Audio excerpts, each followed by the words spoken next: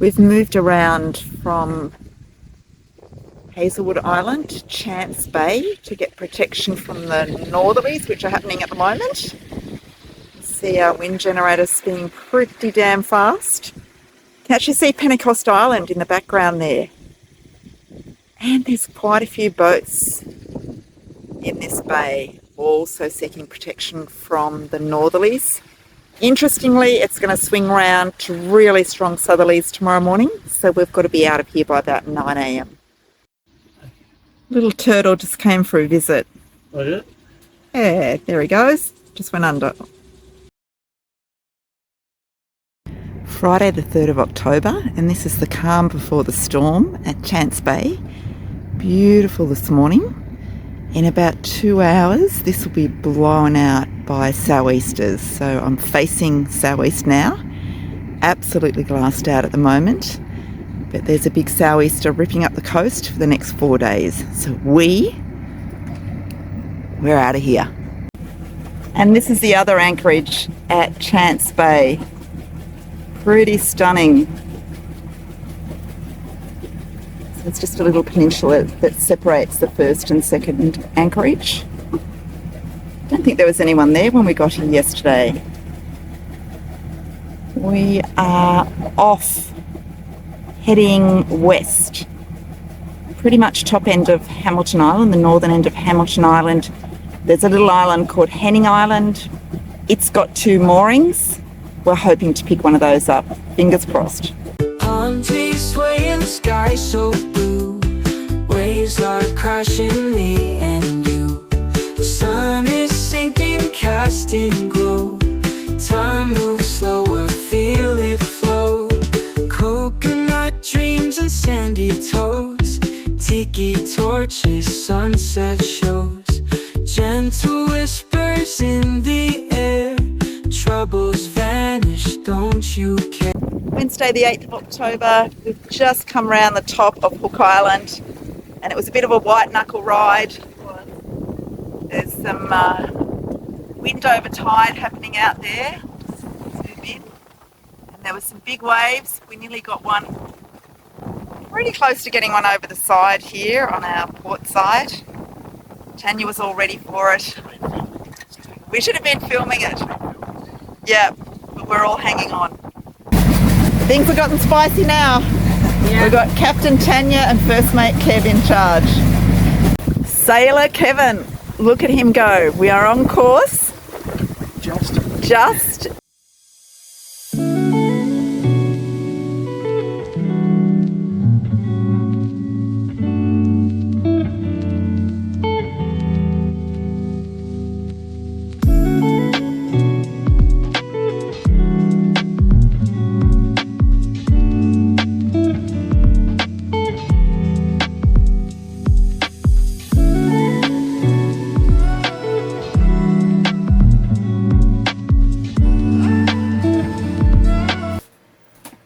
Alright, Friday the 10th of October, and this is the view inside the saloon.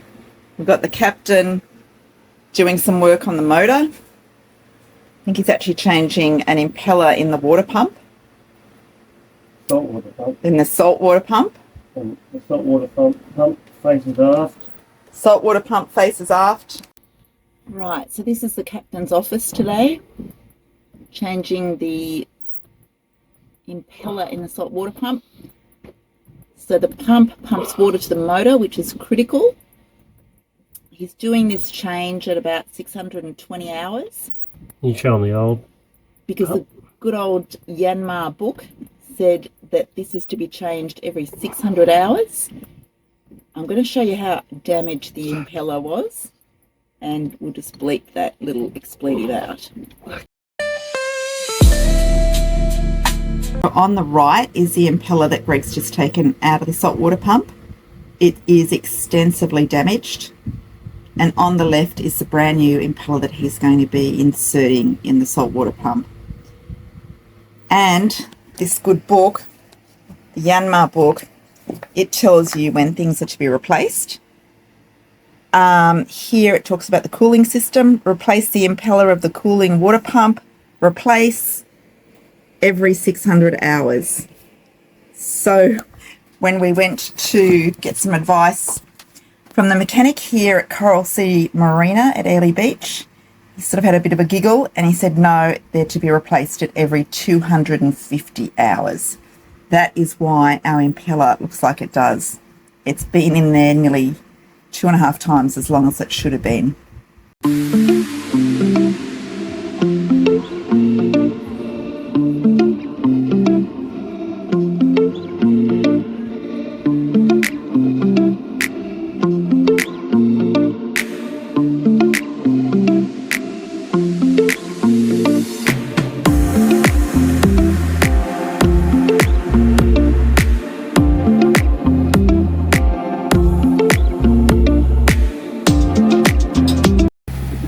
Saturday the 11th of October and we've left Airlie Beach, headed south for the summer. We are going to spend tonight on Brampton Island. We've just come past this interesting little thing here. Greg thinks there's a helipad up there, sort of in the middle of nowhere, but probably well placed strategically. There's any issues.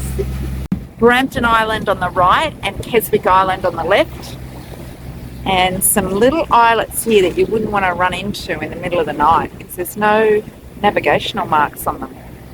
Motor sailing with the mainsail all the way out and the headsail all the way out, but only about 8 or 9 knots of wind, so not enough for us to turn the motor off. Feels a bit strange to be doing such a big trip and heading south from the Whitsundays. We've had an awesome time there. Beautiful Brampton Island, looking over at Curlew Island. Over there. And looking north. And then back to the resort, which is abandoned now and in serious disrepair. There are our boats out there on anchorage. There's Greg and our friends walking there. In front of them is a pool on the point there. It's in really bad disrepair, but apparently 10 years ago it was still in use. The stunning pool at Brampton Island. I'm not sure I'm keen for a swim there. And this is the resort at Brampton. Totally abandoned except for the caretaker. Apparently it was an 800-room resort, destroyed by Cyclone Yahtzee in one of the cyclone in 2011 and never repaired. Goodbye Brampton Island, we're bound for Curlew Island today. Not much wind, about 6.5 knots of wind, so we are motor sailing. We have the full sail up, no reefs in that girl, and we have the head sail up as well. So the wind's hitting us in the right position, but only being about 6 knots of wind. It's just not enough to push us on, so we got the motor on. Brampton Island, what a beautiful place. Imagine it back in its heyday. It would have been rocking.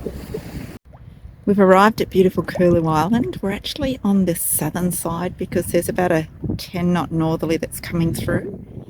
Just experiencing a bit of wind over tide at the moment.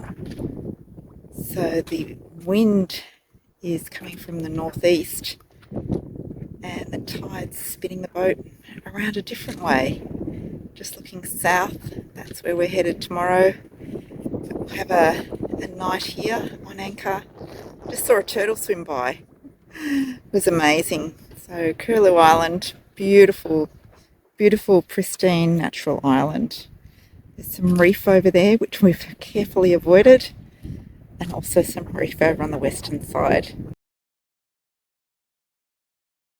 Monday the 13th of October, 6 a.m, and we've just left Curlew Island.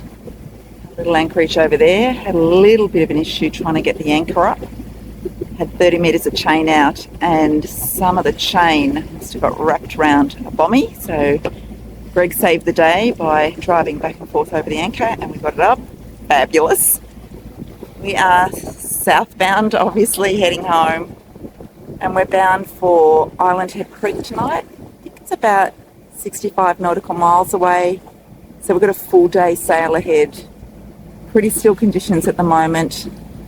A northerly's meant to kick in about midday, but still only light winds, so it's probably going to be a motor sailing day today, even though we have the full mainsail up. There she goes. Haven't got the head sail up yet. Beautiful sunrise over there.